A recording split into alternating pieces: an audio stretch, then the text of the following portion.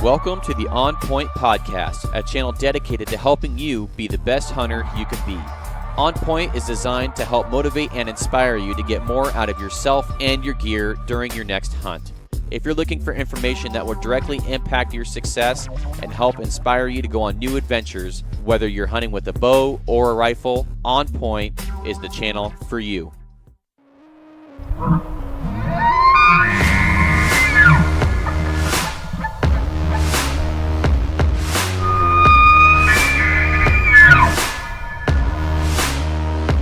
Hey everyone, welcome to this week's episode of the podcast. I'm totally excited to bring you guys this episode because this is, for me, uncharted waters. We hit areas in health and fitness and nutrition that I've never even thought of.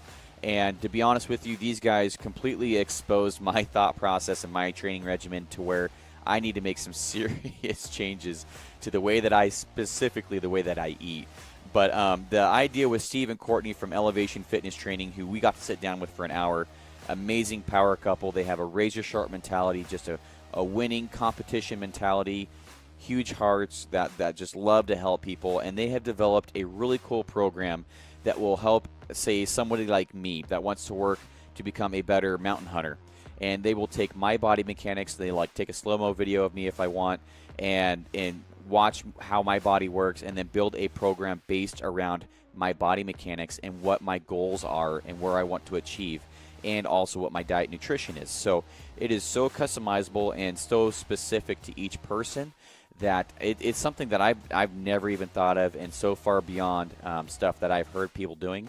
I'm a big fan of it already, and I'm going to make some major changes coming out of this podcast to my diet, to my fitness training, and moving forward. I think a lot of folks are going to get a lot of really good information out of this podcast that are wanting to either start on their fitness journey, maybe if you've already started, get better, get to that next level, and as they say, get your diet under control. Man, I don't want to take the podcast in the intro, but I never knew that diet played such a huge role. I knew it played a role, but not such a huge role in your fitness that it was really eye-opening. So if you guys want to get a hold of them, it's elevationfitness.com. I will put all of their contact information into the show notes below. We were also joined by Royce Chambers, who was an amazing help for this podcast and through the whole weekend at Mount Hoodoo at the Northwest Mountain Challenge where this was recorded. And thanks for having him on the show. He asked a lot of good questions, chimed in a few spots. So he's the fourth voice that you hear in this. And all together, it was a great podcast. So as always, this podcast is going to be brought to you by Hunters Hall. And Hunters Hall is the box club that basically they just launched that species-specific box that I was talking about earlier in the earlier episodes. They have launched it. I'm going to be getting the elk box. I'm going to be ordering that. I'm really excited to see what kind of things he puts together in the elk box. But I don't know of another brand of subscription box out there that actually has species-specific boxes. You know, I've seen ones that have maybe turkey hunting, big game hunting, but never actually deer, elk, turkey, and so on and so forth. So that's a really cool product. You can use OPTEN upon checkout. It's on point 10, but OP10, all one word, and you can get 10% off of your box when you subscribe. Let me know what you think. I'd love to hear what you get inside your guys' subscription boxes if you guys like it, and hopefully you guys can use that checkout code and save yourself some money there. And then also thanks to Onyx Hunt, who has been a huge supporter of the podcast. They've given us a couple giveaways, and I will tell you guys right now, if you haven't done it yet and you've heard me just talk about it every episode, go ahead, go onto their website, and just take a look. Just start poking around. They have 7-day free trials on there, and it's just a really good way to become way more efficient with the time that you have out in the woods. So thank you to Hunters Hall and to Onyx Maps. Please give them your business if you can. And that is all I have for sponsors for today, guys. So I really hope you enjoy this episode, and I will see you guys at the end. Bye-bye.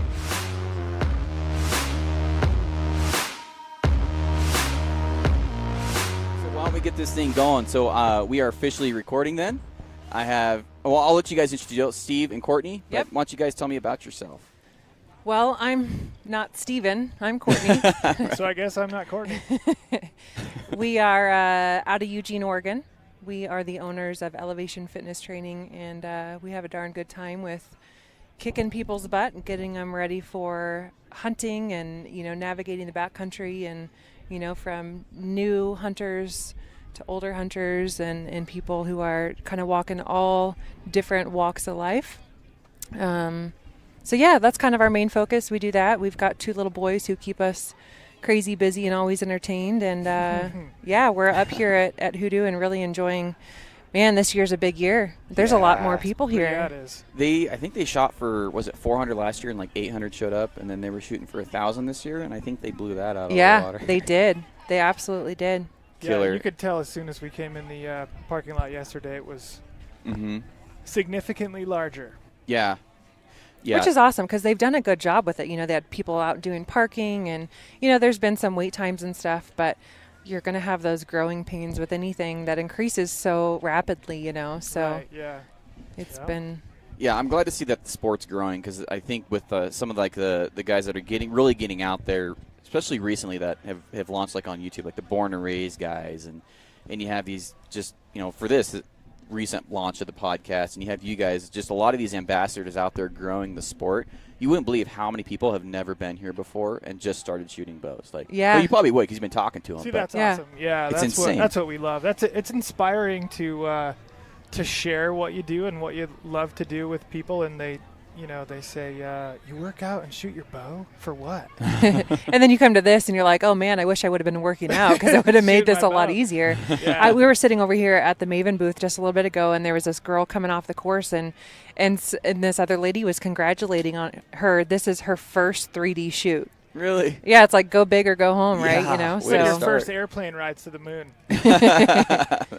Yeah. Yeah, it is insane, and it's a quickly growing sport, and I'm really excited because you're the first girl I've had on the podcast, and I think that's a really fast-growing demographic into the industry is women bow hunters. Sure. And we have a few good ambassadors. It's really nice to see somebody that really gets out there, gets after it, talks the talk, walks the walk, and really just does, in my opinion, because I followed you on, he was telling me about this Courtney girl. I'm like, I've never heard of her, and then he like, oh, yeah, the Follower Her Arrow.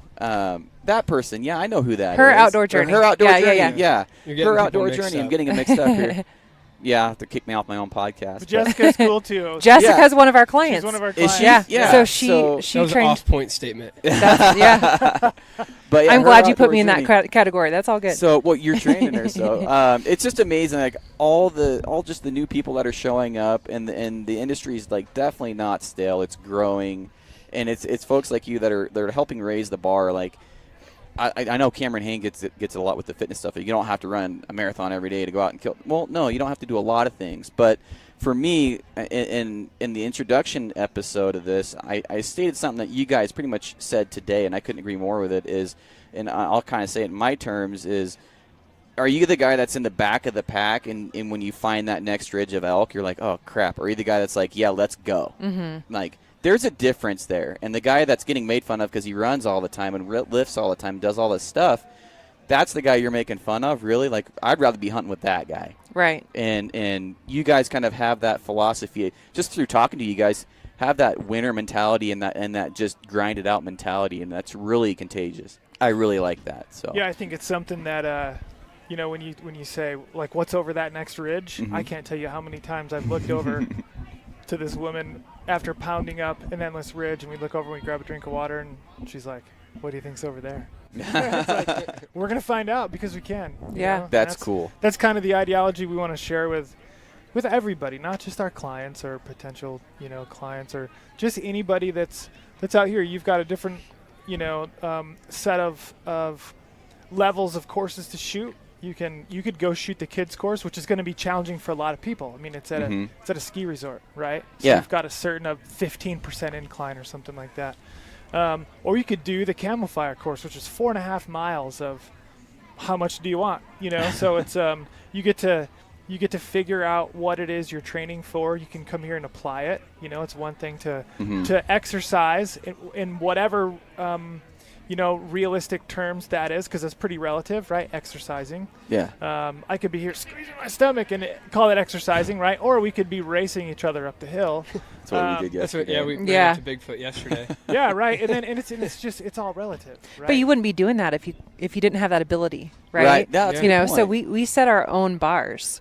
So we all you guys do that, and you guys ran to Bigfoot to get your arrows because like that's your mentality of, you know, being physical and enjoying that, you know, where others are like, okay, I want to shoot Bigfoot, but can somebody else grab my arrows? Because I really don't want to go up there, you know? Right. So Yeah. we set the bar for ourselves. And if you don't want to do a lot, you don't practice doing a lot, you know? But if you want to get to the spot where you're out somewhere, man, I think about it like this. You invest the time, the money, right? Those two factors alone when it comes to hunting, like that's not easy, you know? You don't just put in a little bit. There's a lot that goes into it. So why in the heck would I do that and then not be physically ready or capable to go where the animals are? They're not standing on the road. I mean, sometimes they stand on the road, but not for us. They don't. Never do for So us, ever. They've never done that. Yeah, that's like everybody's blacktail tactic, and it never works for me. Right. Let's just drive around and find one. Yeah. The Keystone crew hammers the blacktail that way. Yep. Not us. She always says, yeah, we'll go out road hunting with Keystones and then throw the empty cans at them like everybody else. Yeah. Hey, that's how I fund my seems- hunting trips. Pick up the 10-cent cans. Here. Yeah, no kidding. Right? Yeah, for sure.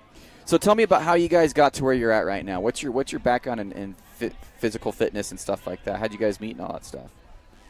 We, as far as how we met, we actually met in Train to Hunt. What was it, 2016? I had heard about it from a couple people, and I was like, at the time, I had just started shooting in September, so I was a few months into it, and I thought, well, that sounds like a miserable time. Like, I'll do it. Yeah, I'm in, you know. So And she was right. Yeah. And so I started training for that, and went to the Oregon Train to Hunt in 2016, and you know, just I like tiptoed in the back door. Basically, I was like nervous as all get out. You know, I didn't really know how it all worked or anything, but I was pleasantly surprised. The crowd, the participants, the people volunteering with the event, everybody was so nice and you know, just made everybody, no matter what level they were on, feel like they were really welcome to be there and encouraged. And so I remember watching the men's event, and I play a lot alone. You know, I would train alone and hike alone and do all these things. So it was really nice to be surrounded by, you know, a lot of really high level athletes.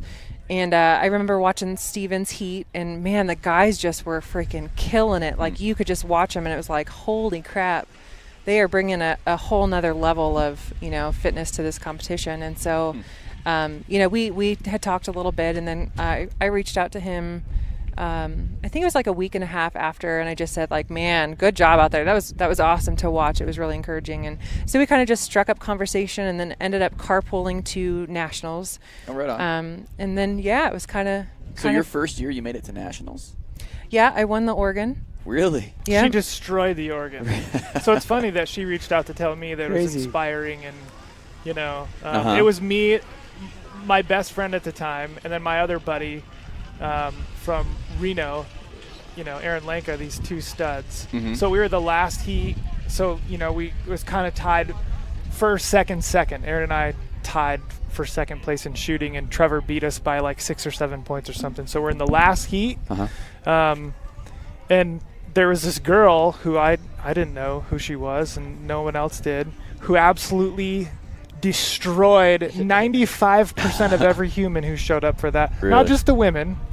She destroyed all the guys. I think she got the second or third or fourth fastest time on the entire course. You're kidding me. Wow. And yeah, so it's not like she just showed up and participated. She came and dominated, put everybody on notice, and yeah, she was one of the only other people there that had that face on that was like, I'm not here to make friends with you, or maybe after I'm done destroying you, you know. Right. And so yeah, I have it's just my game face, and I don't do it on purpose. So she's a competitor. Yeah. It's not, you know, here we can chat. It's kind of our job to come and chat people up and, you know, and do that and stay really social and reach out when we're asked questions and that kind of stuff. But man, I'll tell you what, buddy, when it's go time, Right. it's go time. It turns on. It's a switch. And I liked that, you know, and she, like I said, she pounded out. We you know, the first 4 years of the competition, you had to do a meat pack. So it was a 2-day event, which has since changed. But so day one, you know, not to make this all about train to hunt. No, but, you're fine. day one, you have a 3D course, just a real slow-paced. You get flighted with a group of people. There's 20 targets. Everybody has a target. and you shoot all 20 targets, and you take turns keeping each other's score, and we're archers. No one's cheating, right? So then you go through that, which is a 25% of your score. It's a pretty big deal, right? And then right after that is the meat pack. So men's open is 100 pounds. Women was 60. I think at the time for the qualifiers it was 50, and then for nationals it was 60. Okay, 50 or 60, whatever, either way. And basically it's pound up a mountain, pound down a mountain, pound back up a mountain, pound back down a mountain. So about 2 miles with either 60 or 100 pounds. That's a lot of weight. And man, and like I said, she just annihilated everybody. Anyway, yeah, she reached out, and we just kind of started chatting, and I found an excuse to come up to the Eugene area and chat a little bit more. And I came in second. My buddy and training partner beat me by about 4 points, and so I've still got vengeance at some point to get him back. And then she won the Oregon, and then long story short, we went to Utah, had an adventure of our life, and she annihilated everybody at nationals. So it was That's pretty crazy. awesome. And that you guys kinda must started have that. some sort of background in sports or something then, because it doesn't seem like you just randomly get that competition bug. You guys do any sports growing up or anything? I did. I played volleyball. I was never I was pretty good at sports, I guess, but I was never great, I did all right, but I think for me a lot of that is not that I'm not athletic, but my mental drive to burst through what I even think I can do is really powerful to me.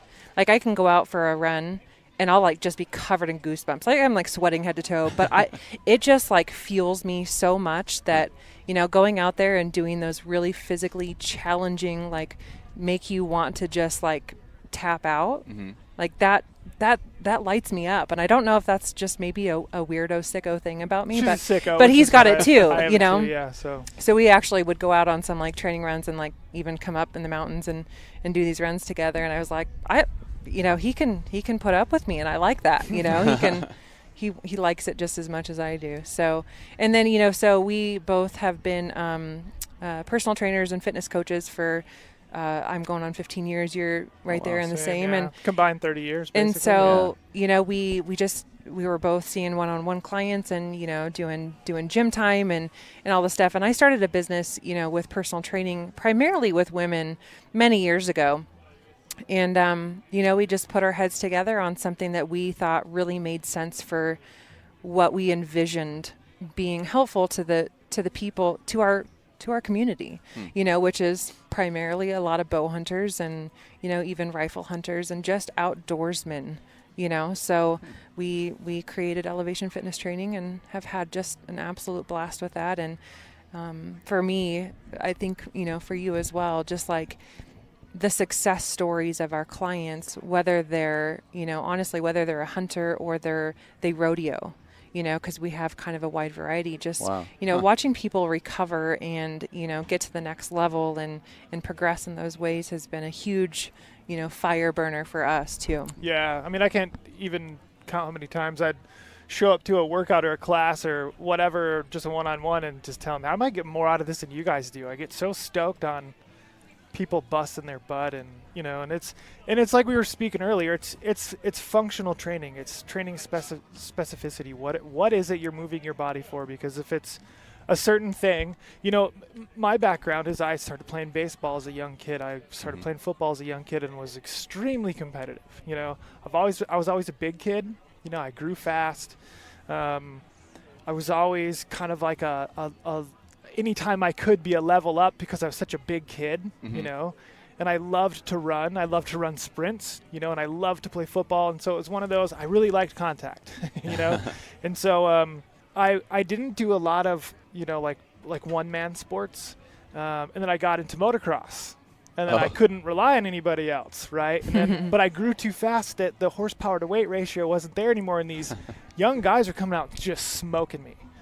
So it was a whole shot failure. My bike just had the same amount of power as theirs, but I weighed 60 pounds more. Yeah, I could see so that. Then it was kind of like, my parents were kind of like, Yeah. So it's an expensive sport. And it is, yeah. And our Yeah, boys. it almost costs as much as bow hunting does. Yeah, maybe not quite. Yeah, right. Have you guys ever been to the Washougal course? I haven't. No. I have a friend. One of my friend's family own that. Oh, nice. Yeah, so if you ever want to go riding there, I might be able to make something happen. Cool. Awesome. Yeah, that'd be Yeah. awesome. Yeah, it's a really well. I don't know anything about motocross, but I've heard of Washougal, so it has to be big. Yeah. Yeah. Yeah. Awesome. Yeah. So with the fitness and stuff, you're talking about functionality. What was it, training or something, or Yeah. Training specificity. training specificity? Just meaning you have a specific goal. You know, like you're sitting down here and we're doing a podcast. Okay. It wouldn't make sense if I had the headset off doing a horrible dance that nobody wants to see. It's not going to help you with your podcast, right? Yes. So if it's like, hey, we've got this podcast, but this jackass is over here dancing for some reason, and it's not. We can't even hear him. You know what I mean? Yeah. So it does no good for what you're trying to do. So Yeah. you come out here, and to Hoodoo, to the Northwest Mountain Challenge, and you see people of all different walks of life. Mm-hmm. There's a few things they've got in common. Everybody has a bow, whether it's traditional, whether I'm sure there's no crossbows out here, but right? Right. You get to choose your weapon. You get to choose how you shoot it. You get to choose how you walk around. We've all got probably different boots on, or Courtney's in her socks. And then Hey, we were going to talk about that. they match today, which is another story. It's going to be a good day. We all get to choose. It's We're on the right or a really bad one. No, it's confusing now. It's very confusing. I don't understand it. Yeah. Something's wrong here. and so everyone has their own specific way that they enjoy what we're all here collaboratively doing, right? So if you can find a way to shoot your rig or your setup the way that you like to do it and you like to do it, we can all go out here and shoot a target. But if we decide we're going to individually figure out how we're going to shoot our bows, and then we're going to go on different hunts, then things change, right? So if you're going on an antelope hunt sitting over water in 110 degrees, we're going to talk about different things than if you're going out and Royce, and you're hunting Wyoming elk. Sure. And you're going to be pounding in the backcountry, and you just happen to be eating donuts and hot dogs all day, right? So now we've Sounds got accurate. now we've got these two separate. We've got the same goal, right? Harvest an animal. We're going to hunt. We're going to use our bows, but your experience and your experience are going to be totally different. So we need to make sure that we have the right transportation, right, to get to each one of those. Yeah. So That makes sense. So for a guy that just wants to get to the next level, you guys would help get them there, but actually specifically give them workouts and training to get them to what they want to achieve? Yep. Right? Okay. Yeah, and how we do it is, I learned about 6 or 7 years ago through a business coach who blew my tiny little mind over a 3-day course, that if I didn't figure out who I was, I would never find the right client. I wouldn't know how to take care of them, right? So basically, he said, here's the deal. How long do you take with each one of these prospective clients before you decide to work with them? I'm like, I'll work with anybody that comes through the door. How stressed out are you when you go home at night? Oh my God, I'm going to tear the house down. Because some people are a pain in the butt, and the other people fill your cup. Well, why not work with the people that fill your cup every day? And then if you're a one-on-one trainer, or you go to a facility and train, you come home happy, full cup, and then your family gets to enjoy that. And right? Or if you go and you're like, they're always late, or they're always whining, or it's this or that, and there's this stress that you don't ask for. So, we really take a lot of pride and time in chatting and interviewing each one of these people to make sure that we can offer them what they need, one. Two, and that we can, work happily ever after, because it's something that we're going to be doing for a long time. It pays our bills, it feeds our kids, it allows us to come here and chat with cool people like you, So, Right. And it's really important to get a really thorough feel for not where you want to go necessarily, although that's a really big piece, but where are you now? And when we consult with our clients, a big thing for me is I want to know what you like. So rather than me just saying, okay, this is where you are, this is your goal, I'll put this program together for you. Like, do you hate running?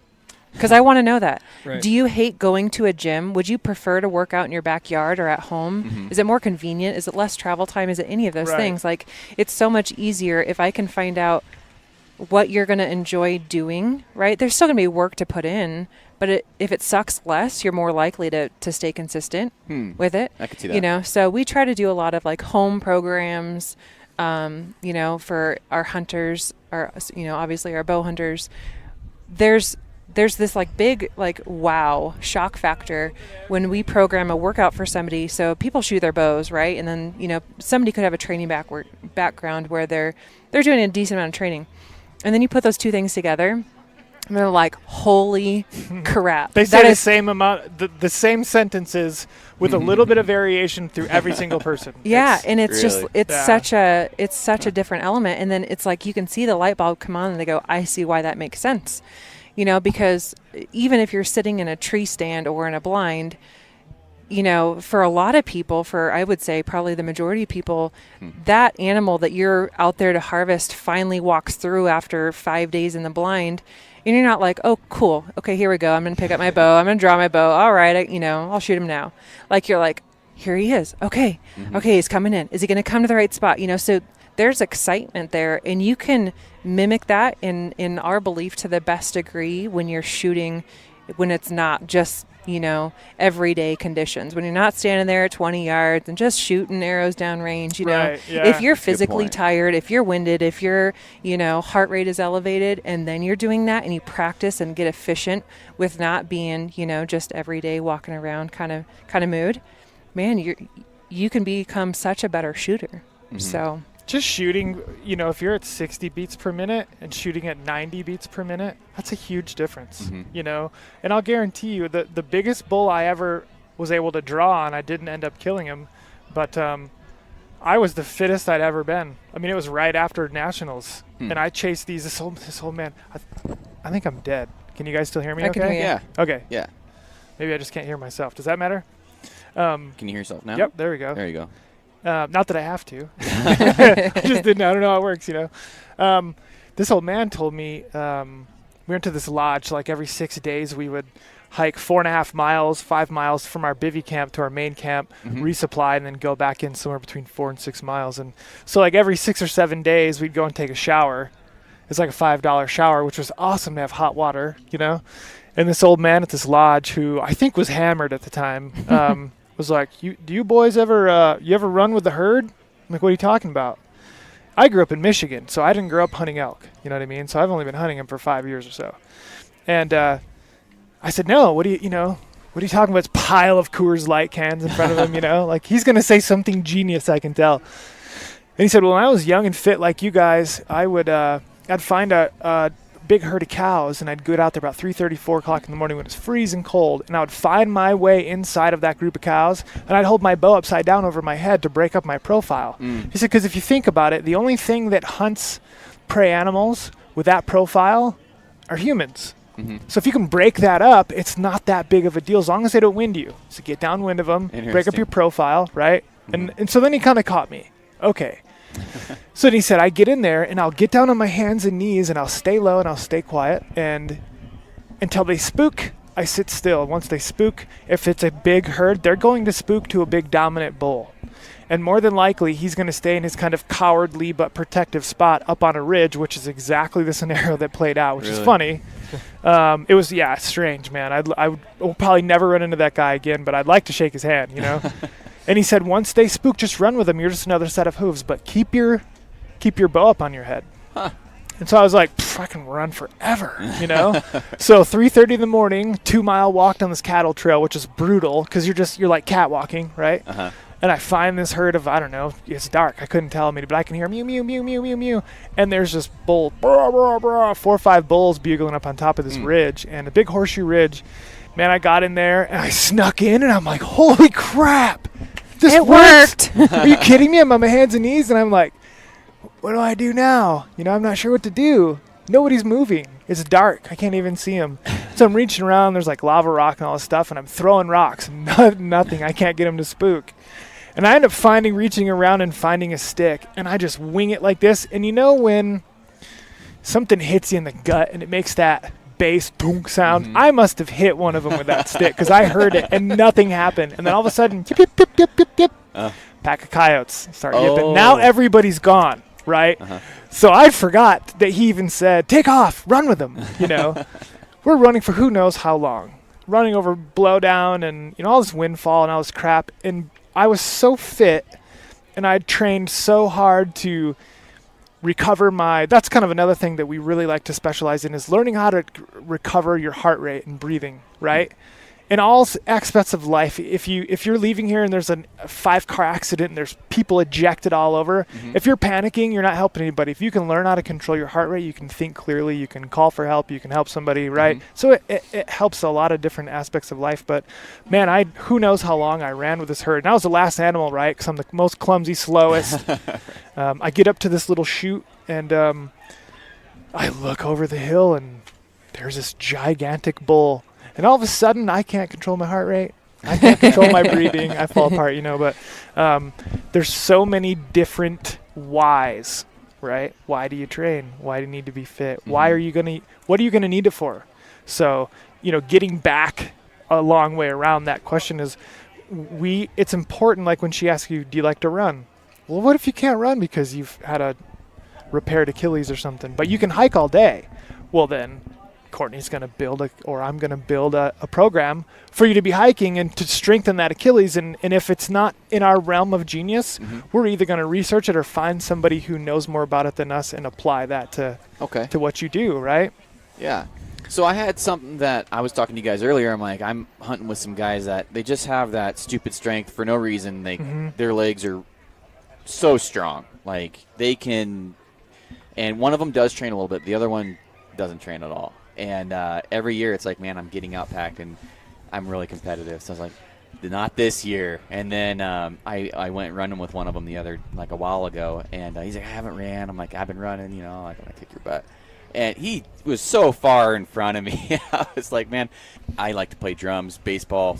I don't like to run. Those sports I do good. I run 60 feet to first base, you know. Sure. Yeah. But and I'm just like thinking, I'm like, man, what am I doing wrong? Or is it just these guys are naturally just built different? And I'm trying to figure out what it is outside of like obvious. Maybe that's what it is. I'm not doing the right thing, like squats and leg workouts with weights and stuff. And would you guys have something that would help increase my being able to keep up with these guys packing and stuff? Because I've done back workouts. I've got the nicer pack. I've got all the, you know, the boots, everything, all the gear's taken care of. I'm going to the gym 3 to 5 times a week. Would you guys have a regimen for something to improve that? So you would. Absolutely. Yep. So. Endurance is a huge thing that I think a lot of people overlook. You know, you can train and be strong, you know, and be efficient in certain areas, but unless you're really building yourself to carry a load, you know, so to speak, and to be able to maintain that, you know, your body becomes more efficient and adapted to being able to process energy in that way. So if you're not used to that and training your body to be efficient in that area, where they're able to excel and to maintain a pace or a climb or a pack, you know, your body doesn't have the resource to reproduce the energy to say, hey, here, you still got it. You can keep going, you know, and a lot of, you know, that's just goes with training. It also goes with nutrition, sleep, stress, you know, what people do for work. You know, we all play a little bit differently, but I think most importantly is specifically training for endurance. So it's one thing to be strong, but you know, you can't take yourself very far unless you have the time put into it as well. And training for strength is fun, right? It's way more enjoyable than getting on and doing 20 intervals, 40 seconds long, as hard as you can with resistance, standing on a spin bike. Who the hell wants to do that? It's not fun. But you know what it's going to get you is up that hill to Bigfoot faster, you know? Yeah. And it's going to be you know, bow hunting in the western states. I grew up in Michigan hunting whitetail. I've thinned the herds killing whitetail bucks and does, and right? Sitting in a tree stand.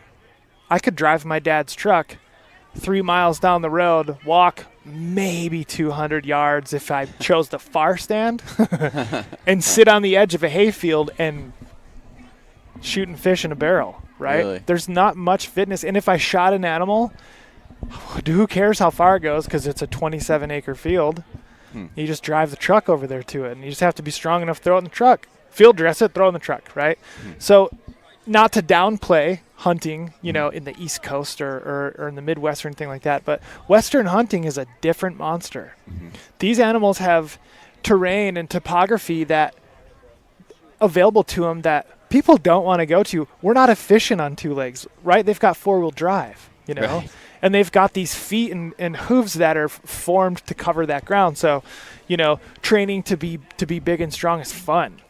And you get results and your muscles get pumped full of blood. And the same thing happens when you go out and you go up to pound that hill. Your muscles get pumped full of blood. And if they don't have the stamina built into them, that's the only thing that they get pumped full of, and it slows you down. And then they hurt, right? And then all of a sudden you're sucking wind and that oxygen isn't being used where it's supposed to be. And so it's this whole chain of events that can either help or hinder you. So it's really important to train specifically for, you know, what it is. And yeah, absolutely, we just got to figure out how you move, and that can all even happen from 2,000 miles away. You know, it could be, we can have you. I mean, we've all got, there's how many smartphones sitting around here, right? Most of them can take a slow motion video. Have somebody stand behind you on a treadmill and say, run for 10 seconds, take a slow motion video. Now put it on 10% incline, run for 10 seconds, take a slow motion video. Let's look at your gait. When that's slowed down, you know, 60, 70 frames per second, you can see all kinds of stuff. You know, it's like opening your eyes. Like a girl or something. Oh, just, Apparently you want to run that girl. So, right? Yeah, it's just a... There's a method to my madness. There's a butter knife works great for spreading butter and cutting butter, right? Yeah. But you're not going to field dress a bear with it. Okay. It's the same thing. You use a sharp knife. And I don't know how many times you've ever tried to make a peanut butter and jelly sandwich with a steak knife, but it kind of sucks. You know, it's not super fun. So, well, so you guys touched on a little bit the diet aspect of it. Do you guys have a diet plan and everything for your guys' clients, and how big of a role does that play in because I really don't have a great diet. I eat what I want. I work out hard enough to where I can eat what I want and not gain that weight, but I'm basically just canceling each other out, I feel like. So what kind of diet programs do you guys offer? Or do you even have the diet side down? Or? Yeah, so I am a certified holistic nutritionist, and I truly believe that, you know, a lot of us look at food as food. You know, a lot of us eat what we like to eat, not necessarily what's going to make our body run the best. And it plays a huge role. It plays the most important role in how your body moves and, you know, what your metabolism is doing and how you sleep and where your stress is and what you hold on to or burn, you know. And it's so 80-20. It's 80% nutrition, 20% gym work, fitness, and that's not a stretch at all. Yeah, we're both. That's not good. I mean, it's really not, you know. That's so yeah, her being a nutritionist is the biggest role. People don't understand it, right? Just like you said, you know, it kind of cancels each other out. And I would look at clients for a long time when I was mostly just working in the gym, and I had people come to me and you know, they were making great progress in hitting goals, but the very first thing I would look at when somebody was kind of like hitting a plateau is like, what are you eating? And why are you eating it? Are you eating it because that's what you crave, because it's comfortable, because it's your family, whatever? Or are you eating that because that's what's going to make you run the best? You know, and so I think a lot of us, we tend to just kind of go for quick, simple, easy, or tasty, you know, but we're really missing out on what our body needs in order to be able to produce the best strength, energy, stamina, mental clarity, all of those things. So, you know, you can't outrun, you know, what you're eating. You can maybe cancel it out, but even if you don't see it on the outside. So somebody, you know, you were talking earlier about, you know, you would say you're in average shape or condition. And that maybe be like what's on the outside, but how are things running on the inside? Who knows? And you don't know that until you change those habits and, you know, create a balanced nutrition for you specifically. And then you go, wow, I feel really good. I didn't know that I didn't feel that great before. I mean, I feel like just not eating crap, right? Like that's been my diet plan with the whole like getting ready to do the train to hunt. Is like, all right, I'm going to just stop eating crap and just eat stuff that's like good for me. But I don't know how much of what to eat or when to do it. Or, you know, my nutrition, I feel like my nutrition's terrible. And I feel like that's the only way to like get yourself to the next level. You could train as hard as you want. Yeah. So. And, you know, like, just like we were saying about hunting, you know, you spend time training. It's time sacrificed from something. You know, it's effort put in. It's not very many people wake up or get off work and just go like, I can't wait to go work out right now. You know, like can't wait to suffer. It can get that way, though. It can, absolutely. It But starts to become fun. But it's an effort, and it's something you have to be dedicated in. And I don't know why people can't have the mentality of, you know, I just put all that in. You know, I hit the gym, you know, 4 times this week. I don't want to go and undo it by, you know, throwing in the towel when it comes to diet. Or, you know, I look, you know, honestly, a lot of people that drink tons of beer or have tons of booze, or, you know what I mean? Just like there's this area that they don't want to sacrifice. Mm-hmm. And so it kind of becomes like, I'll train a little bit harder so that I can still have these things. But I think the biggest, and that, you know, it is what it is. But I think the biggest question comes down to is what's more of a priority? Yeah. Right. You know, do you want to eventually go out and outpack them? Because if you do, then you have to change things. Have to get rid of the beer. If you're okay with, you know, coming in behind them, keep having your beer, you know, and then just hit the 3 days a week in the gym.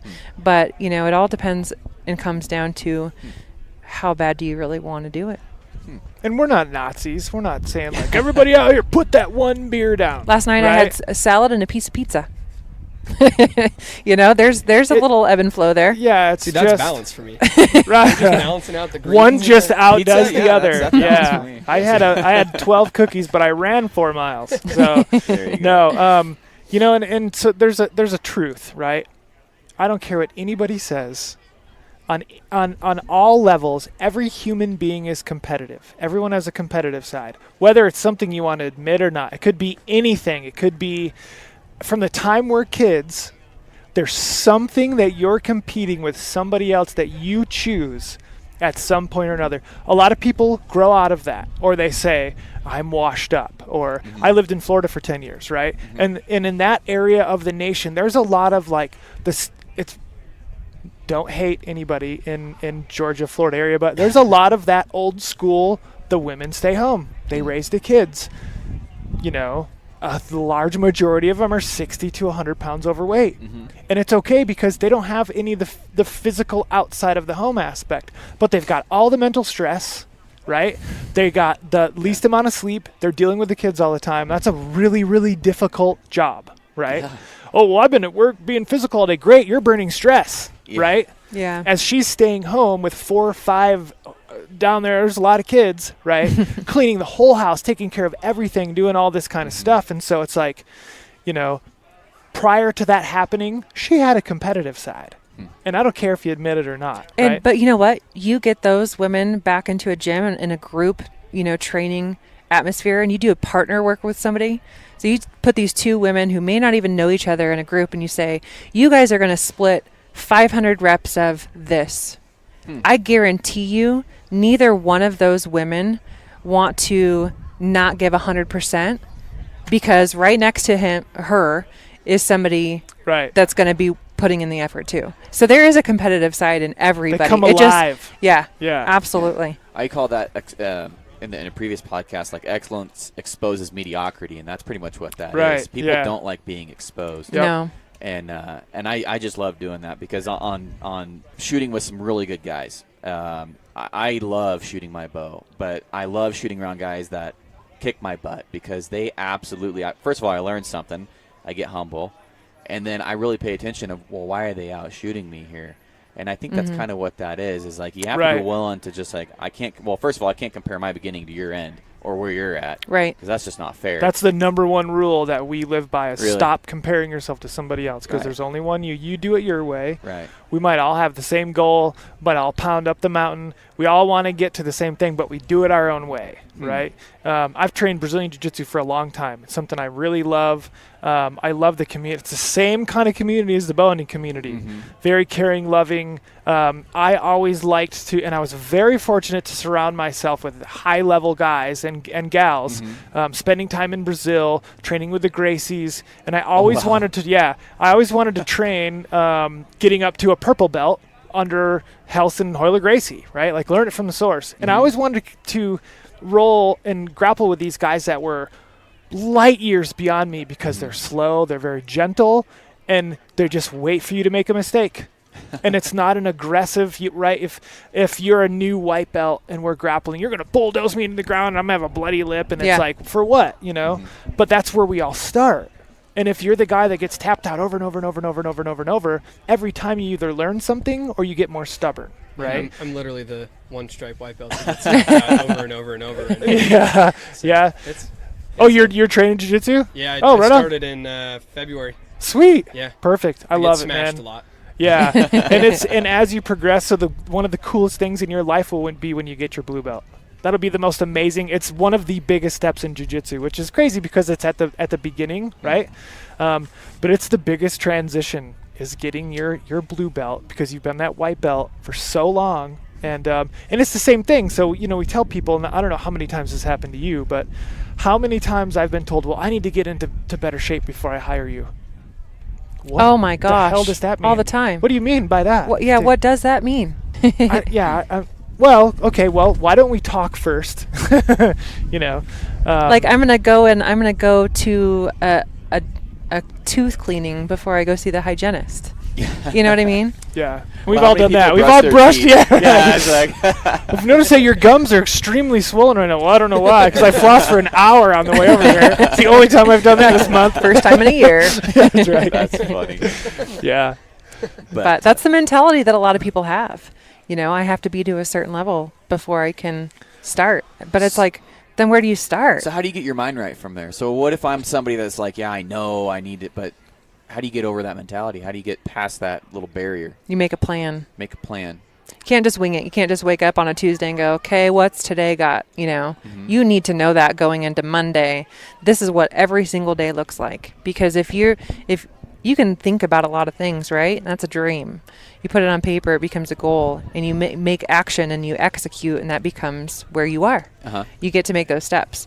So I think above and beyond anything, any kind of preparation per se, as far as like physical stuff, is that you have to make a plan, a schedule, because the majority of time, if people don't have that plan in place or an idea of the steps it's going to take to get where they want to go, they don't get there.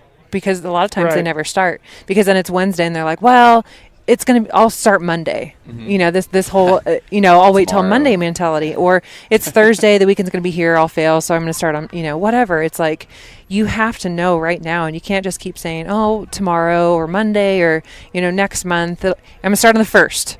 You can't do that because it never happens. So I've always encouraged everybody to, like you said, you want to shoot with the best guys and gals that are shooting, right? That are better than you.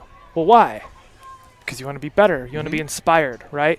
You want to train with that, blue belt or purple belt because one, they're not going to smash your face into the ground. They're going to teach you as they're allowing you to make mistakes, right? Yeah. And they're going to be humble about it most of the time. So I tell folks all the time, if you're having a hard one, you have to come up with a plan, like Courtney said. That's beyond all, right? If you don't know how to come up with that plan, accept the fact that you don't know how to come up with a plan, and that's fine. It's humbling. It keeps you authentic and genuine. And I think if you can find that authentic part of yourself, you're going to be successful, right? Number one. Number two, reach out to somebody. How many people have you met at this shoot that you've seen on Instagram or Facebook that you're inspired by, motivated by? They're cool. They're making a change, a difference in this industry, and now you get to come chat with them, right? Because in the morning they get dressed the same way you do at night. They hopefully brush their teeth and floss, right? Before they go to the dentist, the same way that you do. Reach out to someone that's doing something and they're doing it well and say, hey, I hope you don't mind. I think you inspire me. I'm motivated by you, and I'm at a sticking point.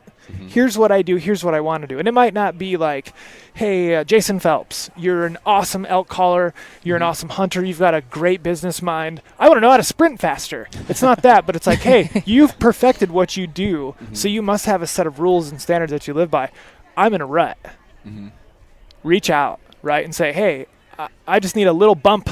What should I do? What's my mindset? How do I come up with this plan? Advice, encouragement, surround yourself with what you are inspired by in a very healthy way. And what do they say? Like, you are the sum of the 5 people that you surround yourself with. So, the community that is around you, whether it's direct or indirect, whether that's inputs from social media or the friends that you go out and have dinner with, or, any of your hunting buddies, like, those people should inspire you, and they can be in very different and individual ways. But for me personally, if I'm not surrounding myself or having inputs where I can learn, and I can, even if it's just in the most random areas, like, I need to have that continual mindset of learning something new or having growth, because I think a lot of us will stand in our own way. There's a couple things that I've been thinking about as we've been talking about this. One was when we were talking about nutrition. One, I have to say that I'm one of the luckiest guys alive, because I get to live with, an amazing, progressive, outside of the box nutritionist, right? Mm-hmm. My hunting partner, my best friend, obviously the love of my life, but a motivator. Yeah. So I've had my injury. I'm 38 years old. Mm-hmm. I've had my injuries and my setbacks and my start overs, and it's like, man, today's brutal. I know if I go and run, or if I get on that treadmill or something, I know what's going to hurt. Mm-hmm. And so I'm like, I know right now your hip and your shoulder and your this and your that and the other is going on, but I need you to help me for today, right? I need you to get me out of this hole, out of this box, whatever it is.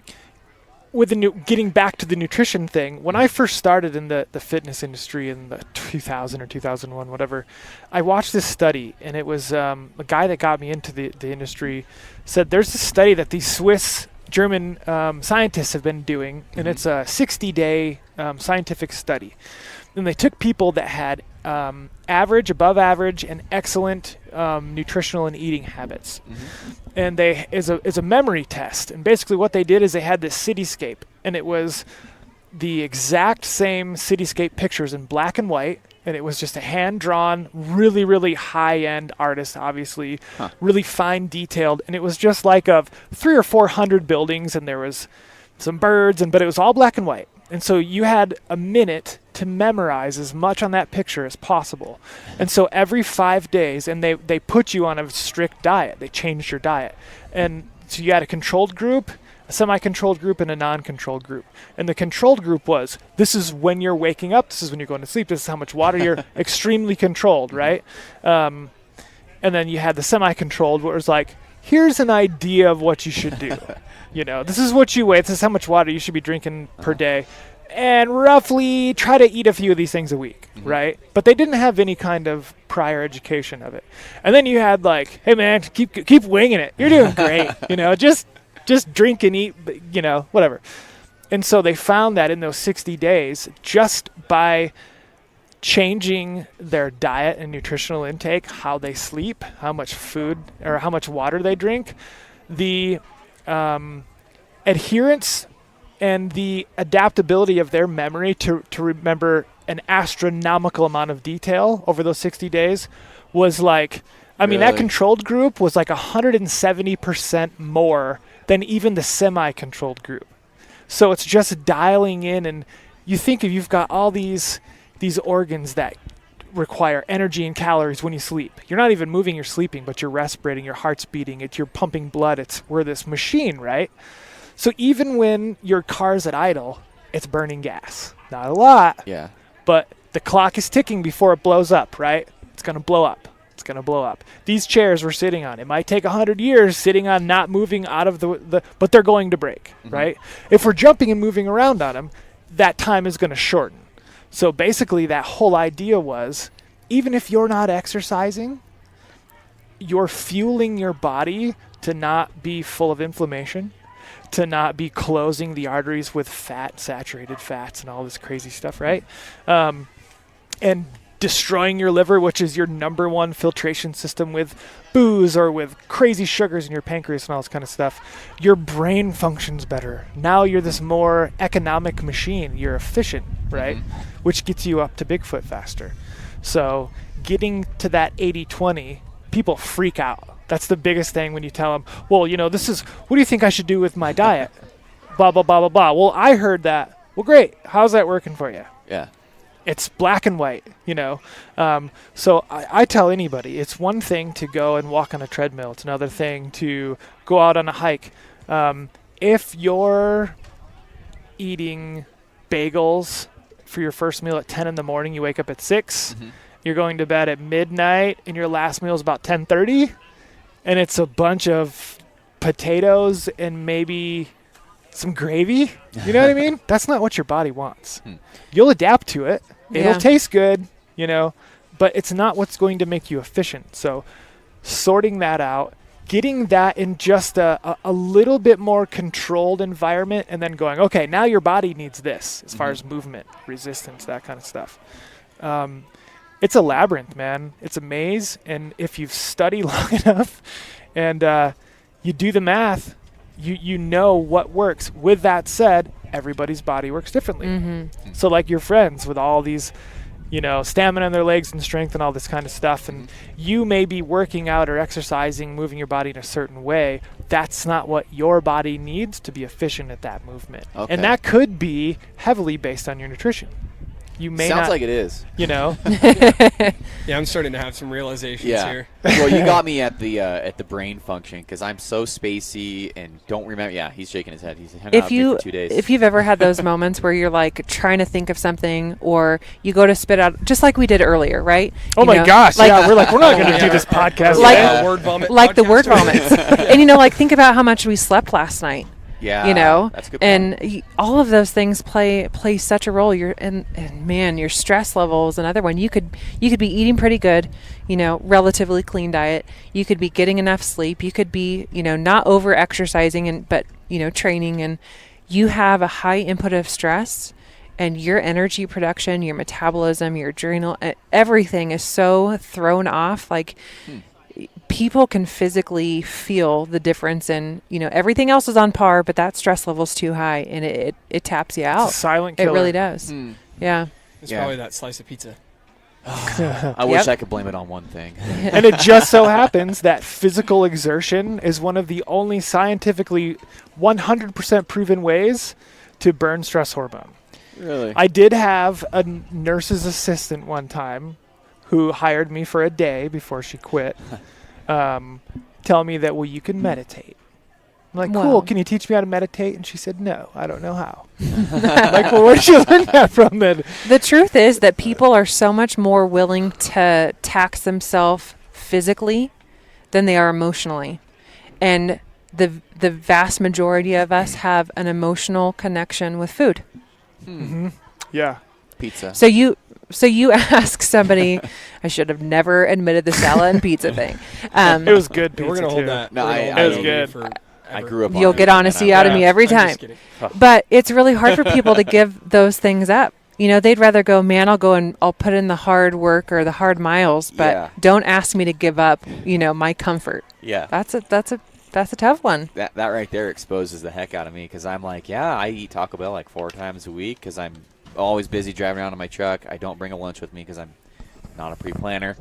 And it's like, man, Taco Bell, Little Caesars, Taco Bell, Little Caesars. Yeah, one of those two. Pretty much almost my diet is not good. But then when I eat dinner, I'm doing good things for my wife for dinner because she does the keto diet. Been on it since October, and she's doing so amazing. Like, Awesome. I think I scared her into doing good because I'm like, you know, if you cheat with that diet, you're Yeah. not going to like what happens. Right. And so she's like, oh, okay. And I'm like, I'll cook for you. I will plan your meals. Like, I cook, you know, half a tray of chicken so she can have it throughout the day and everything. Like, we plan out her whole thing. And So here's a question. Isn't that funny? Why don't Yeah. you do that for yourself? because I don't know. So you're already putting in the time. See how it all comes Yeah. back? It always comes Yeah. back. You know, It's the just like time's always. already there. You're already planning for her. You're being her encouragement, which is awesome, by the way. Thank you for doing that because that's really, really vital. Yeah.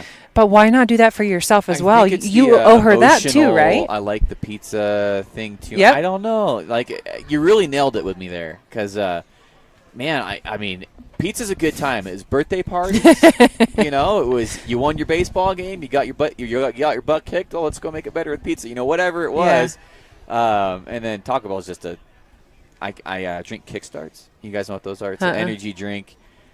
I probably shouldn't. You like carbohydrates and sugar. So yes, give a I do. kid, give an 8-year-old child something very sugary Yeah. 4 days a week. Yeah. And on the 5th day, do not allow them to have that and watch what happens. Really? They crave it. You I need get it. You these- chase it. Yeah, You try I'm it to the charges point where you, if I right? go without it, I get the caffeine Yeah. withdrawals, Oh, the and sugar that withdrawals are so bad. that is the most.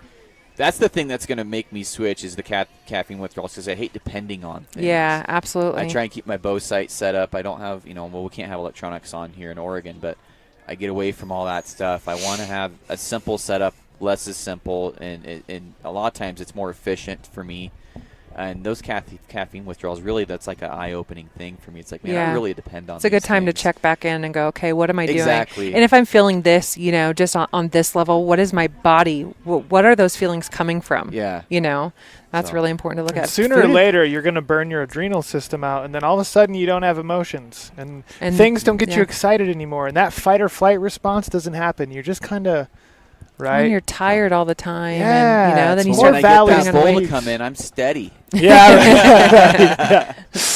Yeah. I practiced all year for this. Yeah, Drinking kickstarts. yeah. So, do you guys have a certain? They said you touched on it earlier for diet systems. Like, where are you guys at with the keto diet? There's a lot of different mixes out there for opinions. We love the keto diet. Love it. Yeah. My doctor told me no. And a lot of doctors will, but you know what? Doctors don't have The a newest very info and stuff, or what? well, doctors go to school for medicine. Uh-huh. Doctors, get kickbacks from pharmaceutical companies. Mhm. So, I hate to say it, but doctors don't get paid for people to be well. That's a good point. They get That's very paid true. when people Yeah. have chronic illness or autoimmune conditions, or they have migraines all the time, or they're overweight and need surgery. I mean, there's just so many. Doctors don't have, and this is my honest opinion, they don't always have their patient's truest, best interest in mind, because that's their job. Their job is to take care of sick people, and I'm sorry if that offends somebody, but that is my belief. I've trained a lot of physicians, been fortunate and misfortunate both, right? But Yeah. 95% of the experiences were great. And I would probably say 90% of those will tell you they had less than 2 months of nutritional And that's true. Schooling. Really? Yep. Yeah. So in, they don't. in 10 years in school, 12 years in Yep. school, 2 months, come on, you Yeah. know? So Yeah. like Courtney said, and most people are afraid to say it. The medical the medical community is around for the sick and injured, right? Sooner or later, someone's going to get sick and injured. Courtney didn't get to go and spend this lovely time in the hospital getting a surgery because she was perfectly healthy. Mhm. You know what I mean? It was, there are conditions outside of your control. It's a slip, it's a fall, it's a broken arm, it's a whatever it is, right? Mhm. There was another side. I love data. I'm a data nerd. I love studies. I like science. I don't like general opinion. Mhm. If you told me these podcast headphones, in your opinion, were the best, well, you've gained Yeah. value in my mind just knowing you the today, right? Because you seem like someone who is inside of their realm of genius. They know their stuff and isn't, like we were talking earlier, going to act like they know what they don't know, Mhm. right? So there was a 30-year study in the Arctic Circle, and it was Alaskan Inuit people. Okay. They live out in the most remote parts that you could ever imagine. All their food or all their supplies are planed in, right? So over this 30-year period, they have a 95% fat diet Right. because they are able to kill so many whales per year, so many seals per year. And then what they do is they actually cure that fatty blubber over the next several years, and that's their diet. Never once in that 30-year study was there Lou Gehrig's. Never once was there any Really? form of cancer. Okay. Now you take any population anywhere in the world and say there's a 0% history of cancer. It doesn't exist, right? There's no Parkinson's. There's no autoimmune disease. There's no birth defects or deformities. Now tell me, you know what they die of? Alcoholism and depression. Yeah, I was gonna say. Yeah. And that's all it is, right? And it's because that outside world, here's this, Yeah. here's something for peaks and valleys, right? And Yeah. it's so cold and it's so dark and it's so gray 300 days a year. There's no vitamin D, there's no happy, there's no, right? So you find a chemical to create that. that makes sense. Yeah. Yeah. So it's an age-old diet it's around for a reason. People get the keto flu, right? Because they have carbohydrate withdrawals. Carbohydrates are sugar. You eat a bagel, it turns into sugar in your bloodstream like that. Really? That's why it feels good and it's fun. And then when it Then goes you get away, tired and The right? naps at 2 o'clock. Or the Yeah, Yeah. naps that's at right. noon. Yeah. I think the keto diet has a few really good things going, well, lots of really good things going for it. But, cutting out those carbohydrates, primarily getting everything from, leafy greens and vegetables. But two, we live in a society where there's freaking protein in everything. Get protein this and protein that. And Yeah. our bodies don't need that much protein. We need a certain amount, sure, but most people are way over, indulging in protein. And on the ketogenic diet, it's a moderate protein. You're actually calculating the protein need you need for your lean body mass, not your total body mass, which is a lot of people's conception. And so I think that's another really good point, is that we're not over proteining.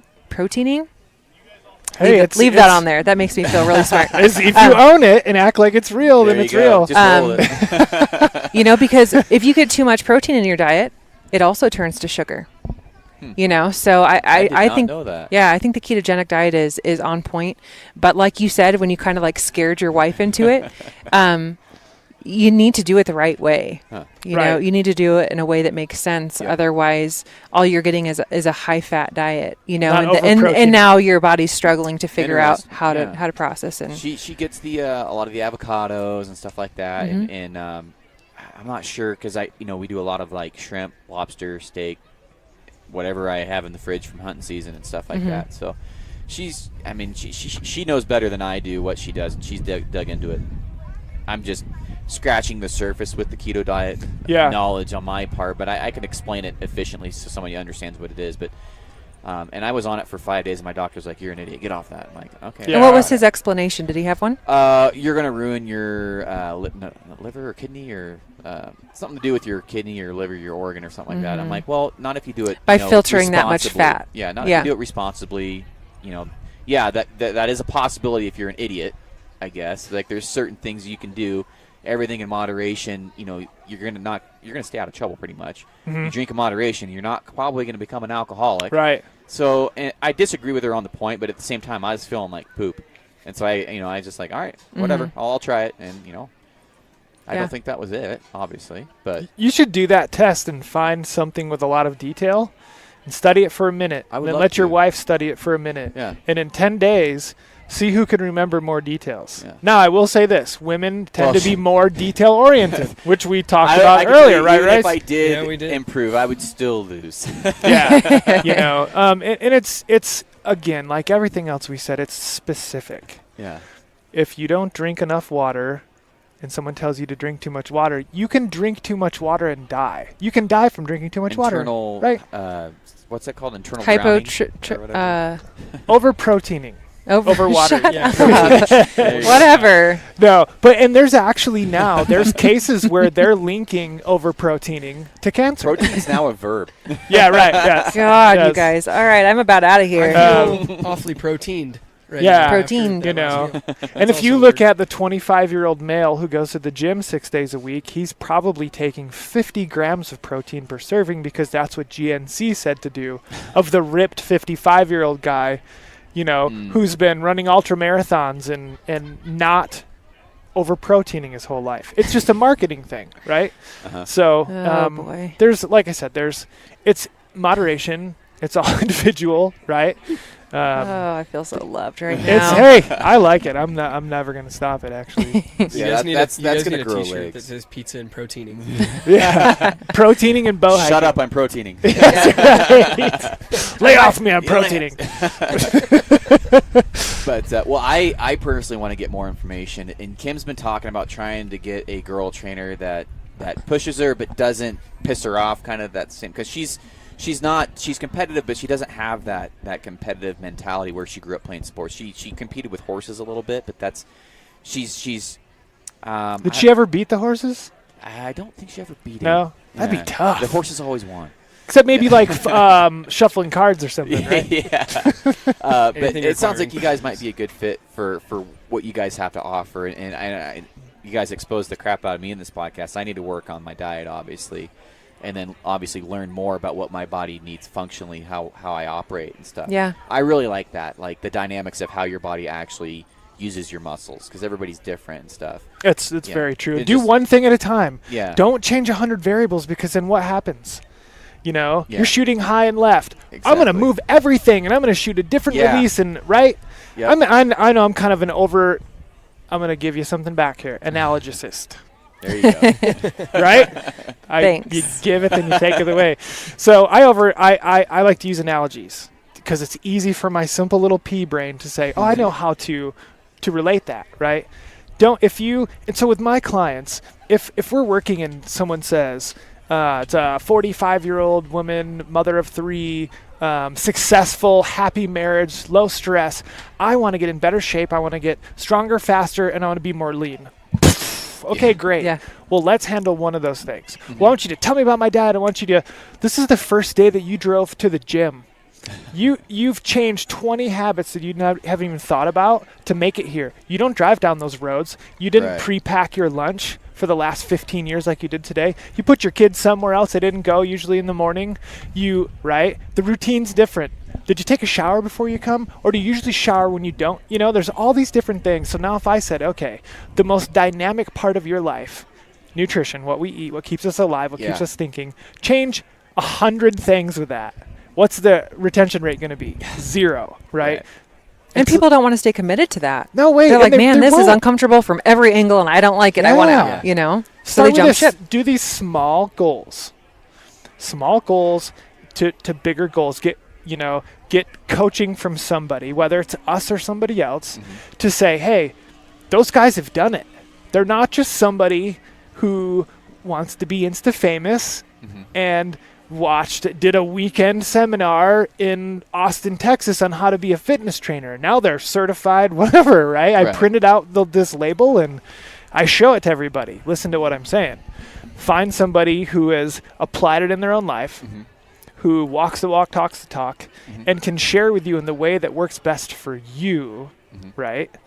And who connects with you the best. Because at the end of the day, if our clients don't get exactly what they need and more out of us, more value than what they're investing in, everybody loses, Yeah. right? Everybody loses. So you have to get the value that you need and create value in the process that Courtney's going to give her to make her want to get up and do it. Because the first week too isn't going to be fun. Doesn't mean it's going to be hard, but it's not going to be fun. It's going to be different. It's going to be uncomfortable. I might have to go to the gym. Someone's looking at me. We might go hiking on a trail and, whatever it might be. Take one day at a time. Don't change 100 things at once, and don't allow yourself to be overloaded. And when you have a victory, celebrate it. Not with like cake and booze and stuff, but celebrate those Pizza. little victories. Yeah. Pizza and proteining. I will over proteining. Yeah. Hey, pepperoni pizza has protein in it. Yeah, that's right. Yeah. Right. So, well, I've learned a ton in this podcast, and I think that you'll be hearing from me and Kim here Cool, man. Awesome. shortly. So you guys are based out of Eugene. How can people get a hold of you guys?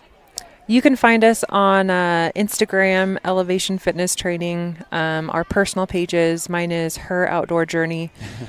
Steven's is HuntFit_08. Okay. We also have a website, elevationfitnesstraining.com.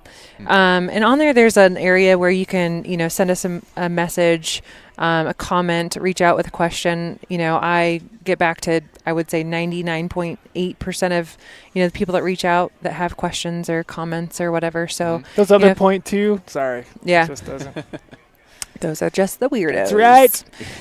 But yeah, reach out. Let us know if you have a question or, want to talk about training or nutrition. Obviously it's something that we're very passionate about and more than just helping people with short-term goals, which is really fun. We're trying to help, reprogram and build, healthy lifestyles and something that people can maintain for the long haul. I'm glad you It's said changing habits, right? that. Yeah. Because if you take somebody that's been doing something the same way for 30 years, and then you say, here's your end goal, here's the light at the end of the tunnel, Right. but we're not going to change what you do every day to get there. We just want you to think about it. You have to change those habits. Just meditate a little. Yeah. Just meditate and burn that stress. Yeah. That's the thing. Well, I'm glad you brought that up because, with the keto thing, especially, they meet that goal. A lot of the people that do it, they'll lose the weight, they'll meet that goal, and then they're like, done. And then all that weight's back. Yeah. And so you should look at these things if you're doing this from, it's funny that I'm giving advice, but that if you're going to do these kind of things, make it a lifestyle change. Don't make it a short-term goal, because you're just going to end up back in the same place again. Or worse. Or Right. worse, yeah. Mm-hmm. Yeah, and I think to speak on that too, one of the most important things that we have conversations with our people all the time is if you don't have support inside of your relationship or household, it's going to be so difficult. Yeah. Right? If you want to become fit in whatever relative term that means to you, and you want to be better at hiking, you want to be better at A, B, and C, and your wife's like, that's stupid. That's not going to go You're going to anywhere. have a really hard time being successful and or happy with Right. where you are. You know what I mean? You want to stop eating sweets, and she's pounding a Blizzard every night before you guys go to bed. It's temptation. You know what I mean? So having that support, and a lot of times I've sat down with couples that are in their 50s and been married for 20 years and said, here's the deal. Your wife wants, and unfortunately, fellas, it's typically the women that are getting after it and wanting to do it, and it's the men that are like, what's this little workout thing you're doing with that trainer guy?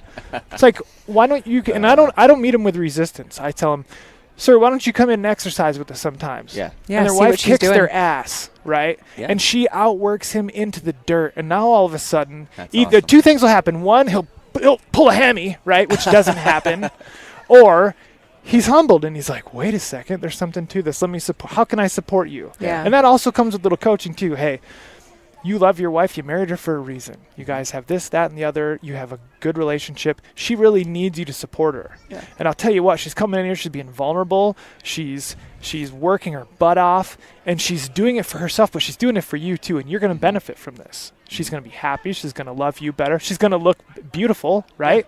And it's you guys' relationship is going to be built up, and you're going to gain from this. So support her, because if not, it's such a Right. I can't say that it would even be a 10% success rate. You have to have the support, Yeah, So I'm glad you guys brought that up. So, well, I really appreciate you guys coming on the podcast. I really was looking forward to learning more about you guys because it's just I know you guys from Instagram. That's about it.